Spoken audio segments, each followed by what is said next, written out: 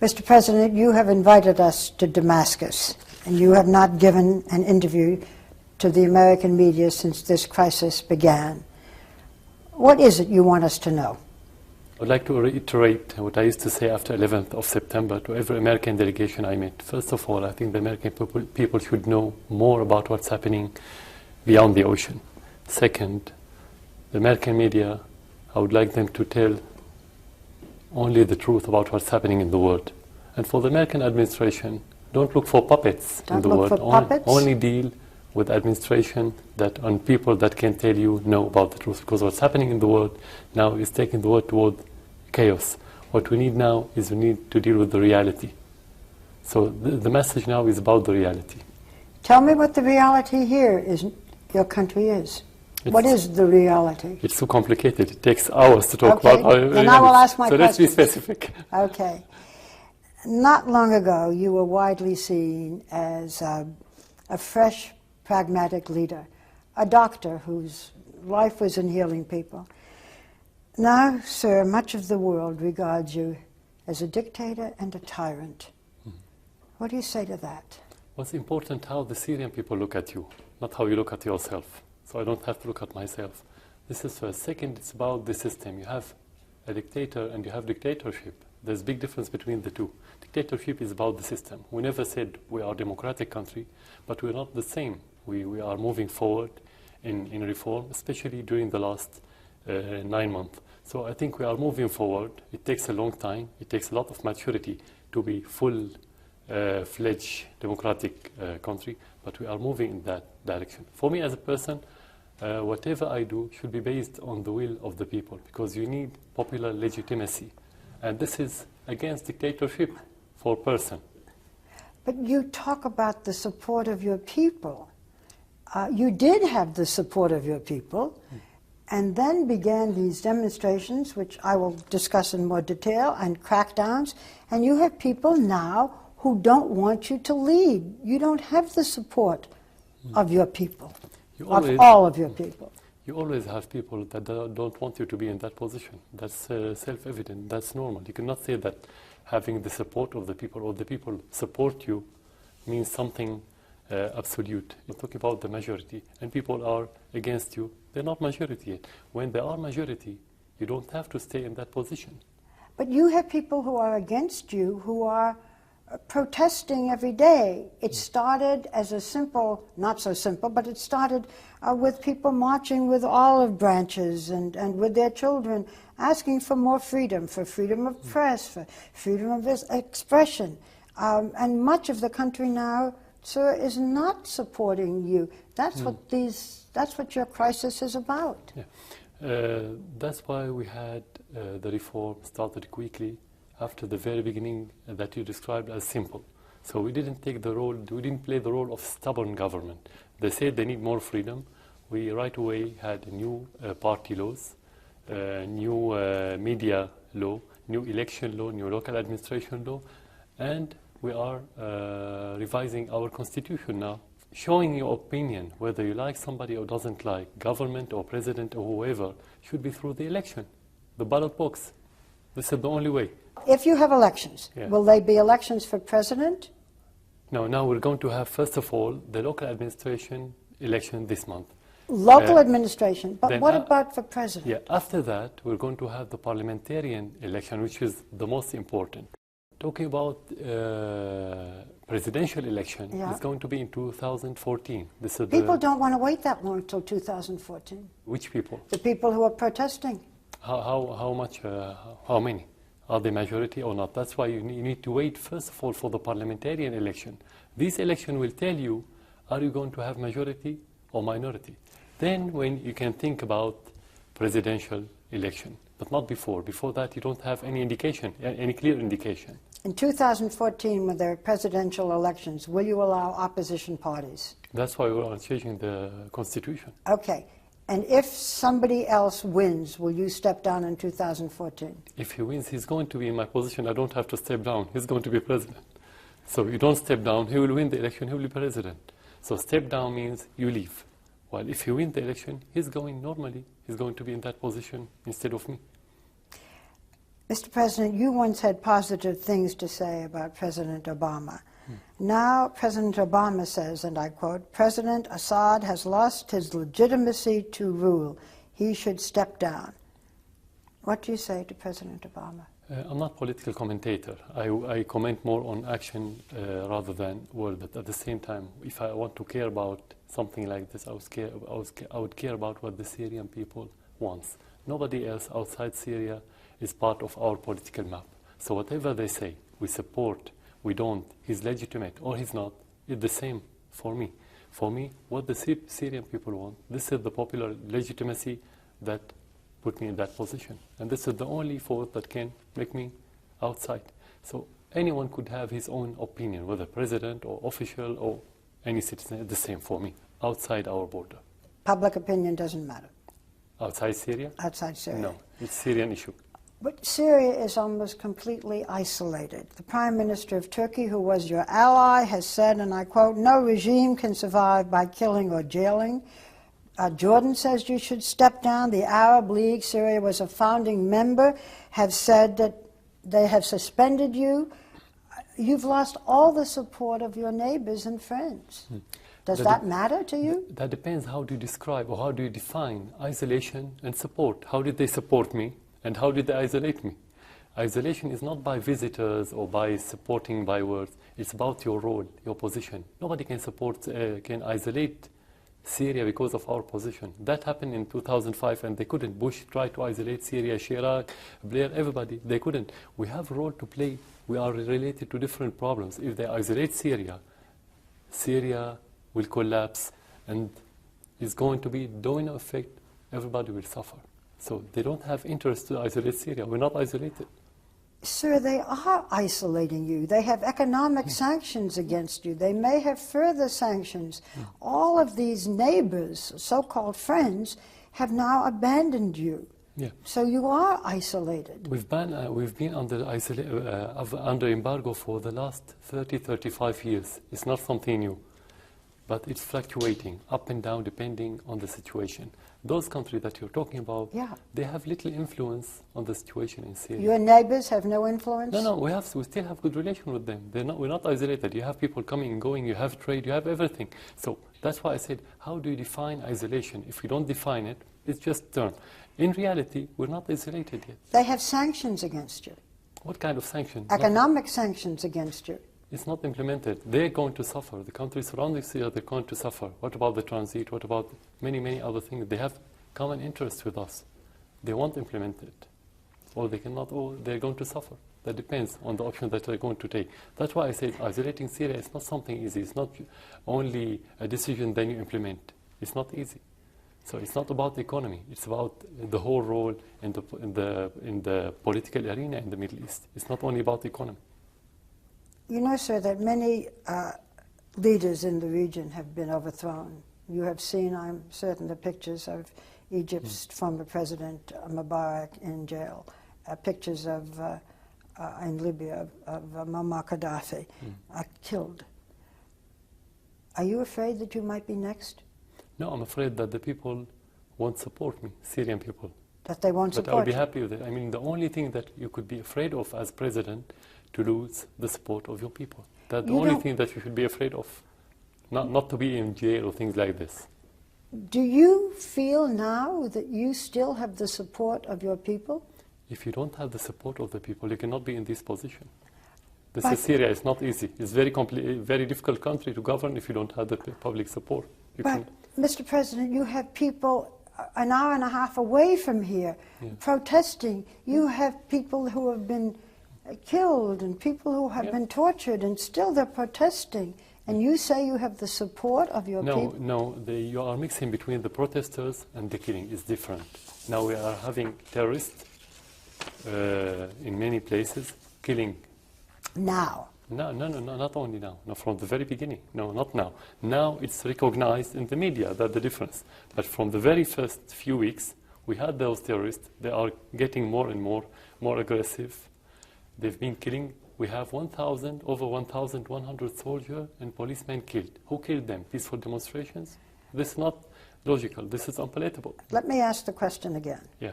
Do you feel now even with people who had been protesting, that you have the support of your people? The majority or the minority? Because you are talking about protesters. How The many protesters? majority of the people you feel still support you.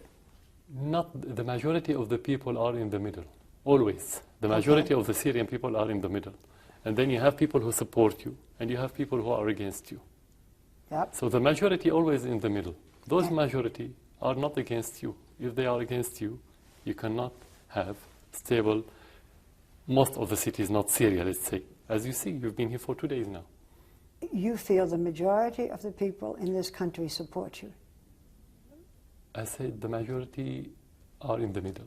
And the the majority are not against, Okay. to be precise. The majority that is in the middle support you. Yeah. Okay.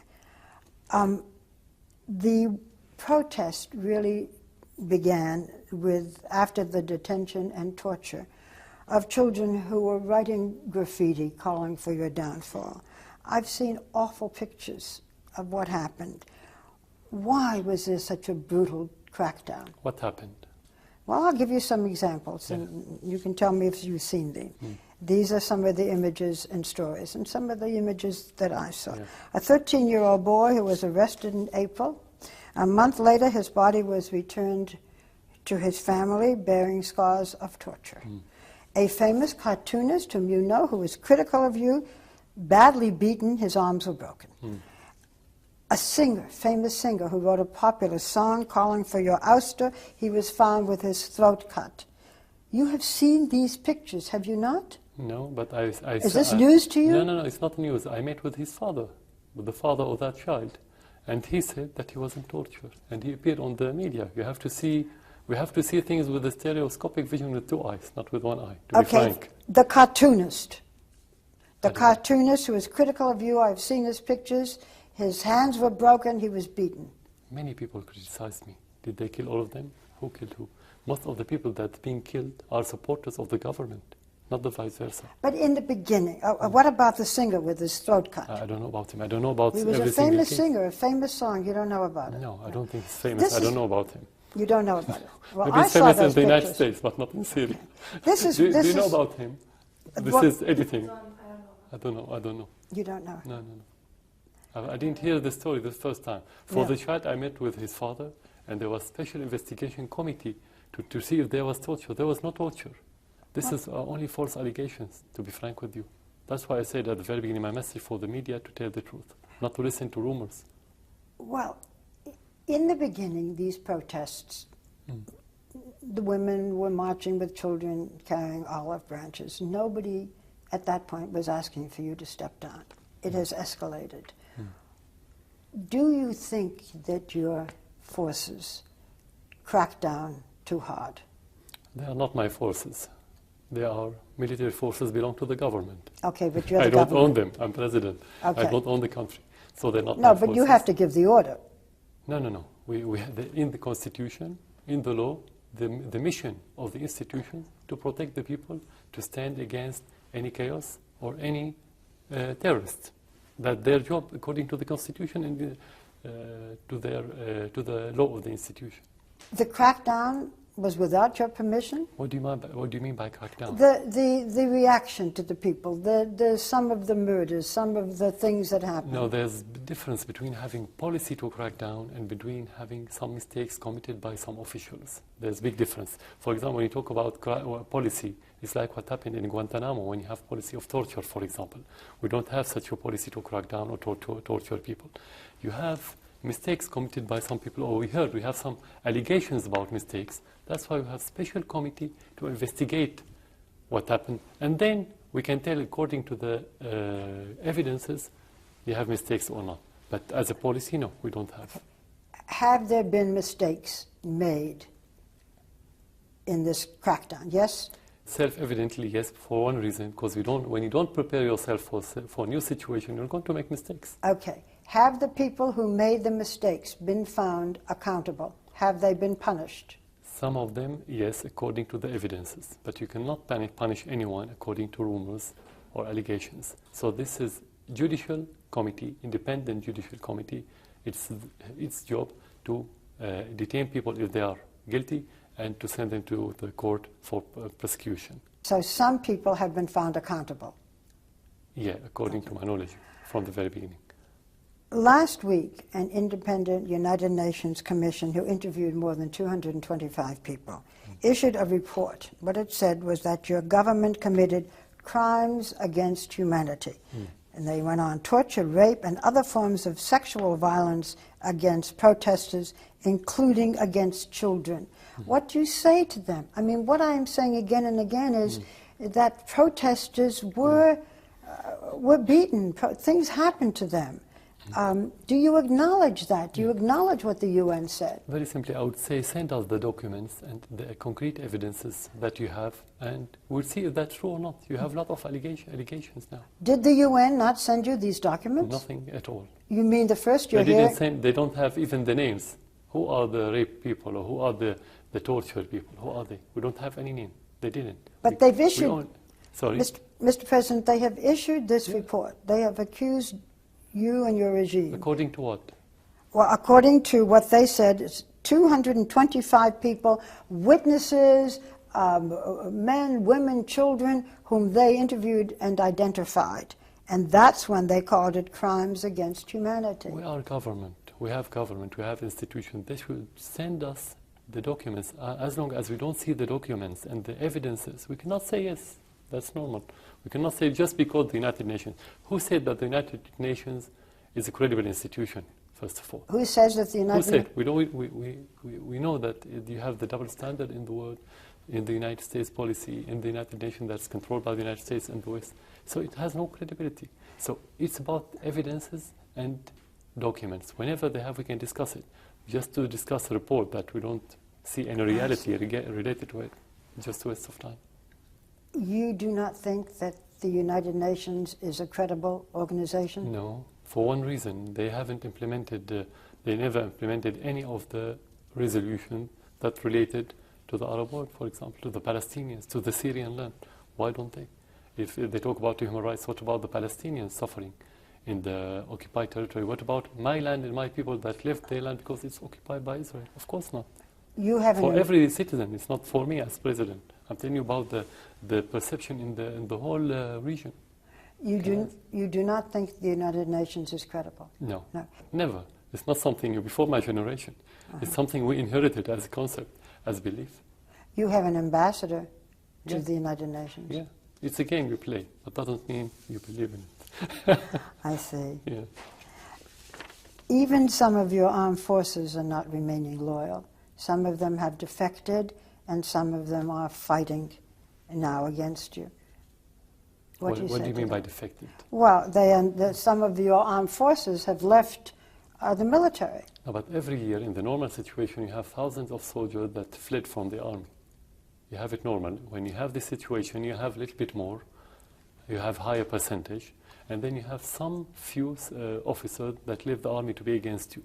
And this you cannot say, if you talk about deflection in the army, is different from having few people deflecting. So we cannot generalize.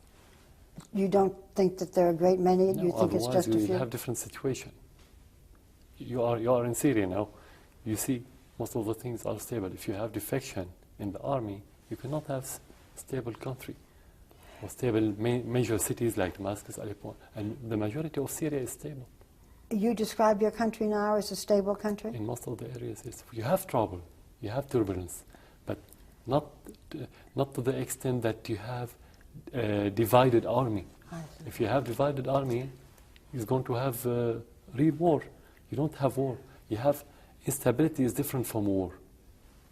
You do not feel now that you are at the brink of a civil war?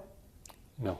No? No, not because of our policy, because of the history of this society. We don't think that we are on the brink of civil war, because the people are aware about the need to live together. That's why. I want to make this clear. You say that the country in general is stable. Certainly we see here in Damascus, since we've been here, it's business as usual.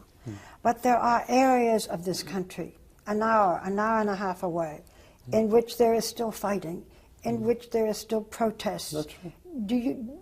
Do you see that as something important, people fighting for their freedom, or do you see it as a little something here and a little something there?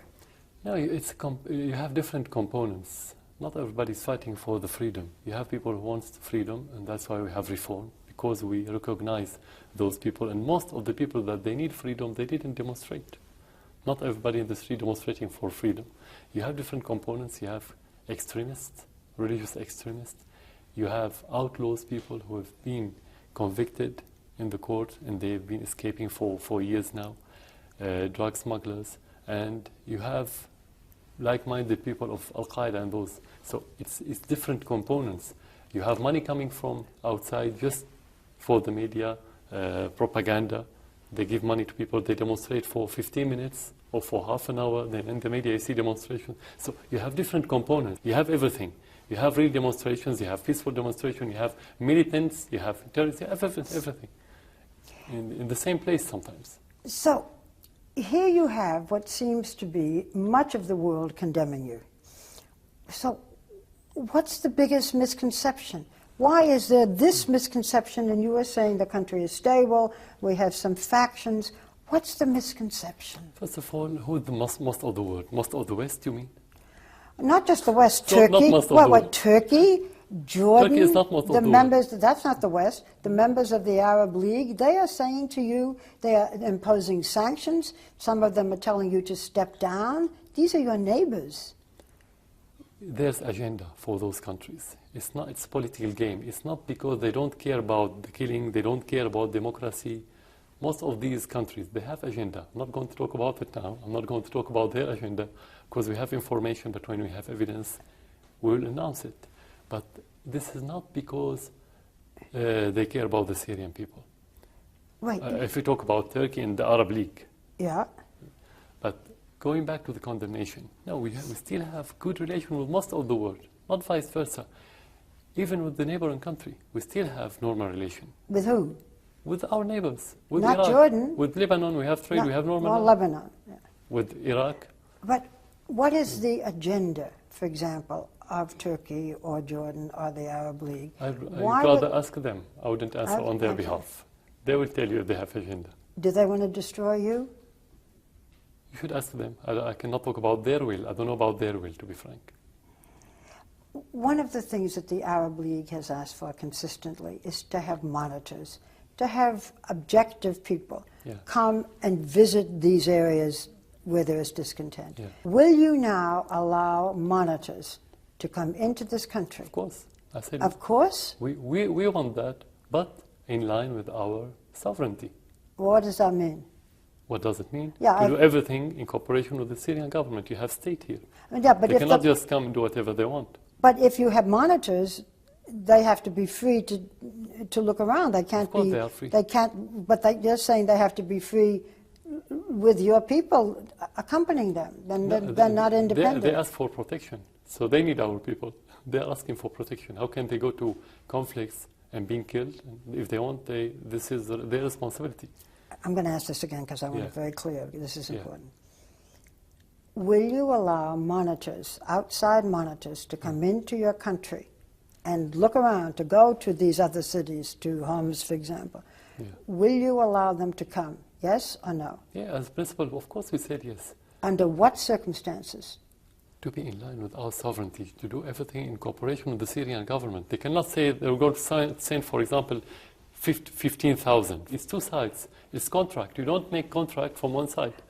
It's a technical issue. You have technicalities. I don't know everything about these technicalities. Okay, but are you... How to move, how to prepare, how to protect them, what their job, what's our job. We are party. You cannot have protocol, just to explain to you very clearly. You cannot accept protocol that's made there and we don't have anything to discuss, very simply. Are you now negotiating with the Arab Of League? course, that's what we are doing. Okay, of course, we're You still are? negotiating, yes. So you think that monitors will be allowed to come soon? Of course, I said we ask this. Before You ask for monitors? Yeah, before they have this initiative. Can they travel wherever they want? Of course. But according to certain rules, how to discuss these rules, they're going to, when you make contract, you discuss it. At the very beginning, they didn't want to discuss it with us. We said, no, if we don't discuss it, we cannot sign it. It should be discussed in details. Are you now discussing with the Arab League allowing monitors to come? Yeah, I said yes. Can outside foreign reporters come? They have not been allowed. No, they were allowed, and you are here. I am here, and I have a correspondent here. And but you've been here for 2 days now. Did anyone tell you where to go, where not to go? Nobody. You are free to go wherever you want. I am appreciative that I have been allowed here and that you've granted an interview. No. Can other foreign correspondents, American and others, come into this country now? Yeah, exactly. We have not heard this. You are saying yes? You have to hear the truth. You have to look for the truth. Well, I'm asking you now. But that doesn't mean they can come without a visa. We are a country. They have to take visa. We give visa to people. Maybe we don't give visa to people. We like any other country. Again, it's about sovereignty. Okay, but that doesn't mean anyone can come anytime and do whatever they do. I grant you, but as soon as you say visa, it means this one can't come. That in general now, can foreign correspondents come to this country? And we've been receiving the delegation from Europe, from the United States, from the rest of the world. No, sir, you have not been receiving delegations. I met with them. Foreign correspondents? Of course, foreign correspondents. They can give you the articles. They made interviews with me. But now... I met with 2 British recently, 1 French. We had, and others. Let me ask you once more time so we're clear. In general, can foreign correspondents, if they are accredited, come to this country? Of course they can come. They can? Yeah, of course.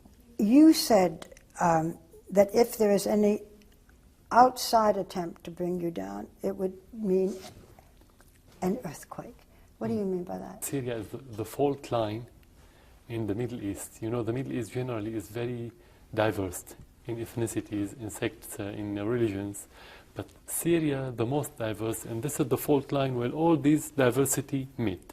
So it's like the fault line of the earth. Mm-hmm. When you play with it, you'll have earthquake that is going to affect the whole region. So playing doesn't mean to overthrow me or to deal with me. It's not about me. It's about the fabric of the society in this region. That's what I meant. You know, your father led this country for 30 years until his death. You have now led the country for more than a decade. Yeah. If the Arab Spring means anything, it seems to be that the era of one family rule is over. No, I never supported being a dynasty. Is that correct? That's correct. Yeah, being a dynasty. You're not raising your son to succeed. No. And my father never spoke with me in politics. You don't believe this. And he never tried to prepare me. He always wanted me to be a president. Against what you hear in the media that he asked me to come from London. He wanted me to go back to London to continue, and I refused. But your older brother was supposed to take your father's place. When he was killed, your father asked you to come back. My brother had no position when my father was there, and I had no position. I was nothing in the party.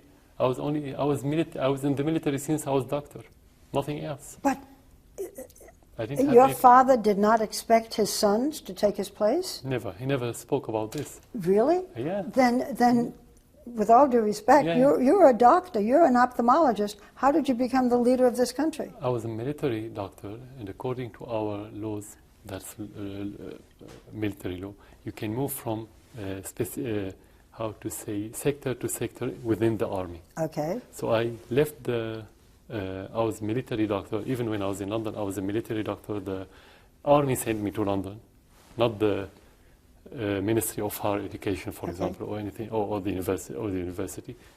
And I was in the army since 1985, since I was a student at the school. Few people knew that. I wasn't civil doctor. So anyway, when I became president, I became president through the party after President Assad died. When he was alive, I was nothing. I didn't have any position. But when your father died, the son became the leader.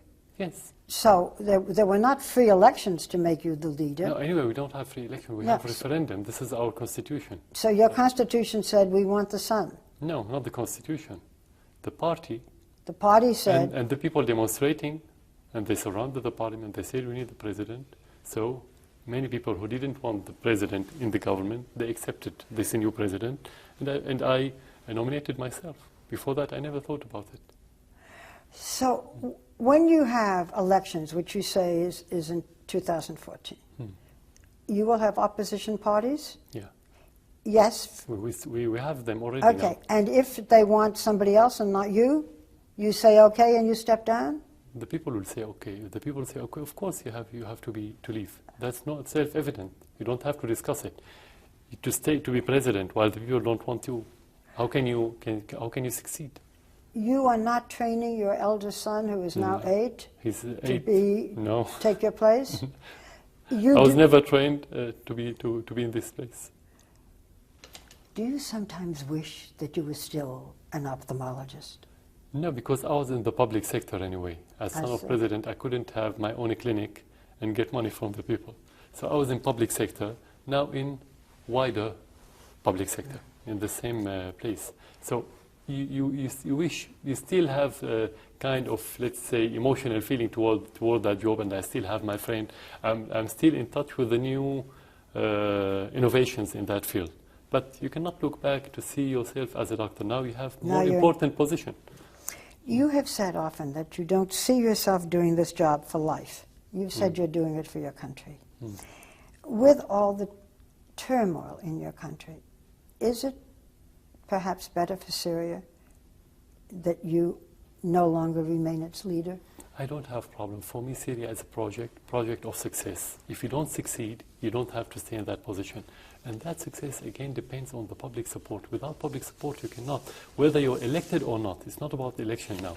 It's about public support. This is the most important thing. So when I feel that the public support declined, I won't be here. Even if they ask or not, I shouldn't be here if there's no public support.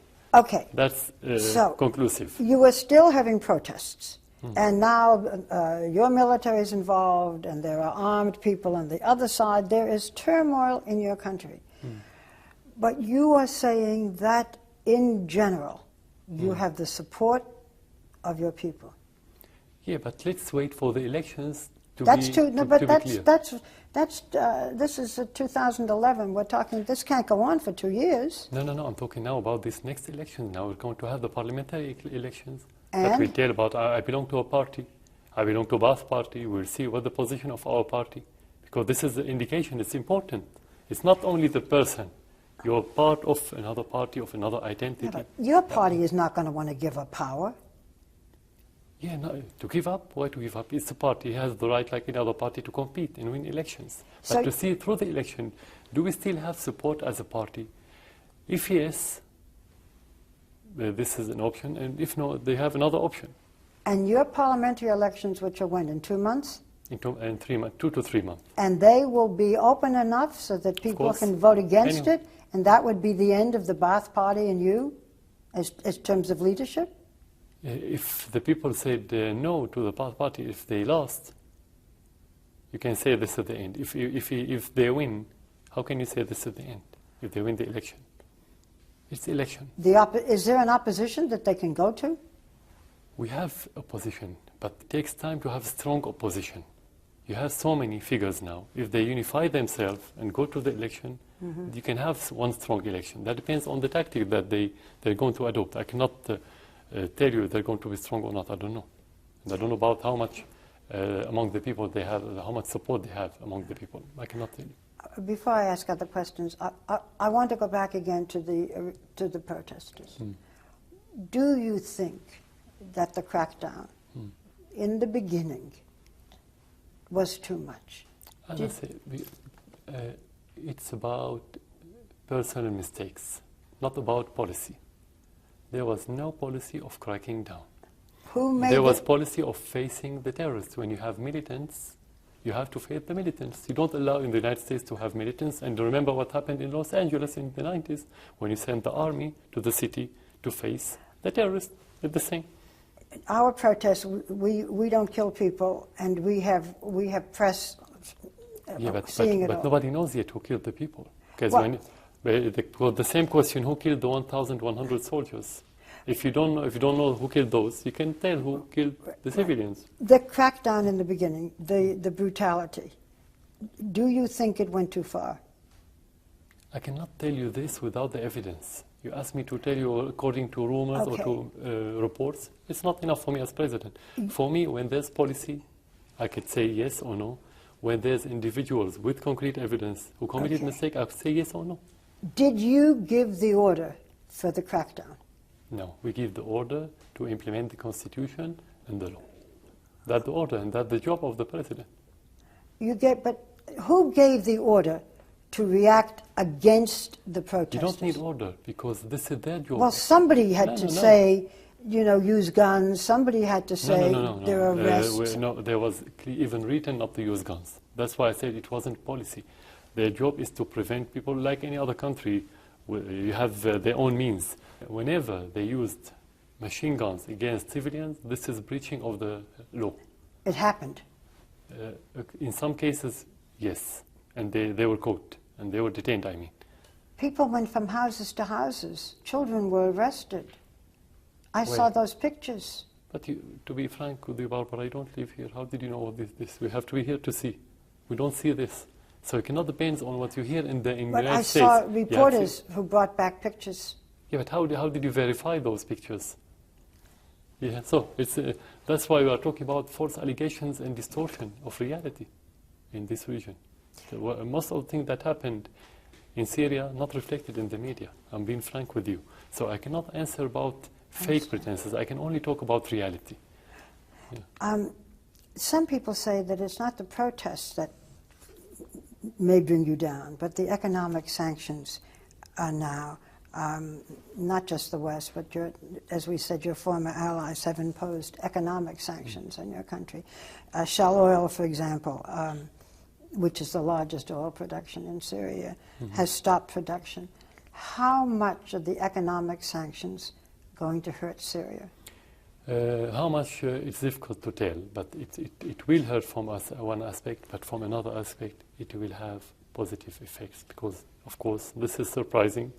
Actually, we were under sanction, strong sanction, in the second half of the 80s, and we built our industry in that period of time. So you can use sanction. For example, the agreement between Syria and Turkey wasn't fair. It was against our interests. Many industrialists in Syria, many businessmen, most of the economic sector were against it, and they asked our government many times to stop working with this treaty. But they sent to Syria, I think, 2 false export, something like this. I don't have the numbers now. So you have, if you're smart enough, if you're creative enough, every cloud has silver lining. And we have a lot of political cloud in this region. So we have a lot of silver lining. But you have to see the silver lining to know how to have the positive. So it will affect you badly from one side, but you can decrease the harm. I wouldn't say you can win now. Let's not exaggerate. But you can decrease this harm and get some benefits from it. How can you get benefit from economic sanctions? Depends on yourself. First of all, we're not an oil-producing country. We're not like Iraq. Iraq was oil dependent. We're not oil dependent. We produce. We can live. We export the food. We eat our food. So you were saying that it will take more, maybe, creativity, more industry in this own country to become independent. Exactly. And we can.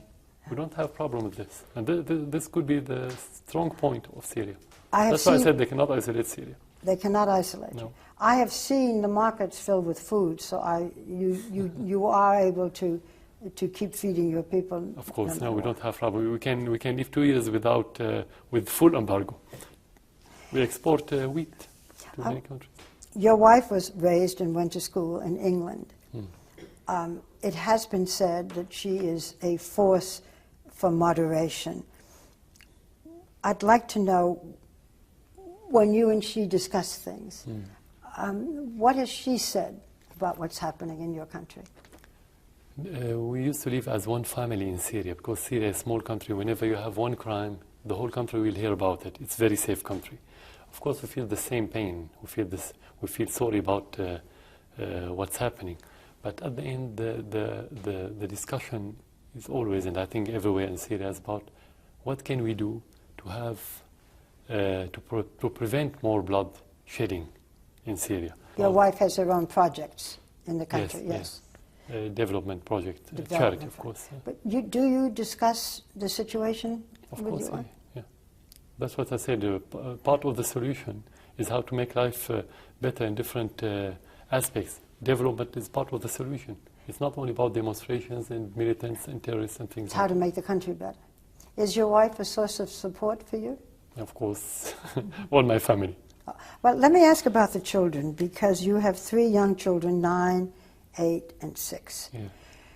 What have you told them about what's happening in this The country? reality. Which is what? What What do you say to them? I told them Especially about, the older boy. I told them about terrorists. I told them about people, innocent people being killed. About investigation. We have to know who. We have to look for the reason. Everything. You've told them about innocent people getting killed? Of course. Some of whom are children? We didn't talk about whether I see. innocent is innocent, whether his children or he's innocent. Do they see pictures? Do they have Facebook Of course, or of YouTube? Course, of course. Do they ask questions? They can watch the internet every day. Of course, They ask watch a the lot. internet? They are very curious to know. What do they say to you?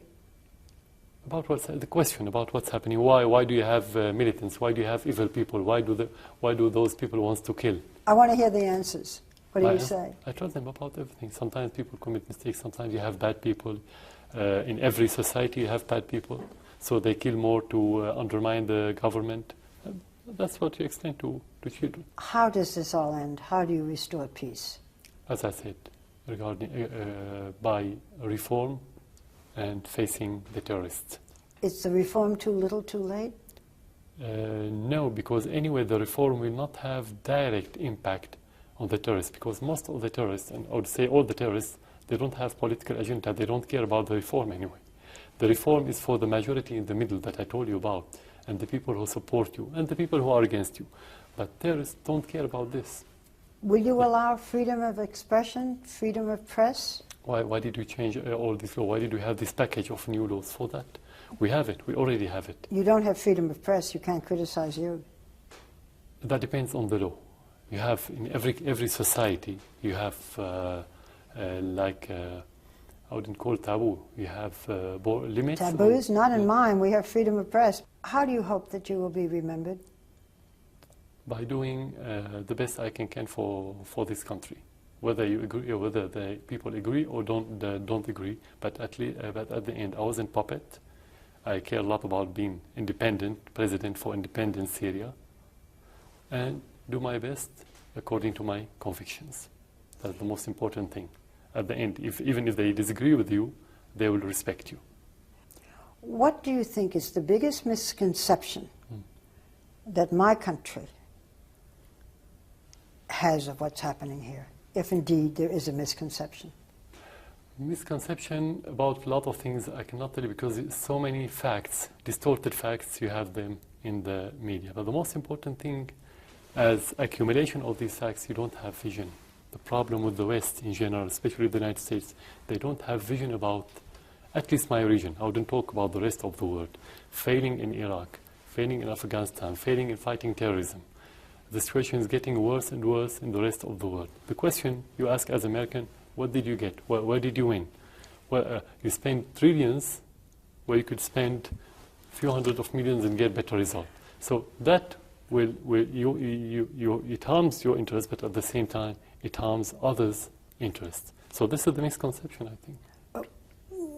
Dealing with the protesters, what is the misconception, if there is any, about this? About okay. the protests? Yeah. That's what is being focused on now. Okay. We don't kill our people. Nobody kill, no government in the world kill its people unless it's led by a crazy person. For me as president, I became president because of the public support. It's impossible for anyone in this state to give order to kill people. We have militants, those militants killing soldiers and killing civilians. This morning we lost 9 civilians killed in Homs, in the middle of Syria, and they are supporters. Most of the victims are government supported. That's something they don't know. They think every civilian is demonstrator and every civilian is against the government, which is not true. But the protesters in the beginning who were killed, Yeah. what about them? What do you mean? Well, what I was trying to get is we see, our view is there were peaceful protesters. Yeah. Okay. Our view is there were peaceful protesters. They were killed. Some were tortured. It was a brutal reaction. Are we wrong in thinking that? Every brutal reaction was by individual, not by institution. That's what you have to know. Not by institution. Institution means policy. We don't have policy. We don't have institution that kill people or give order for brutal reaction.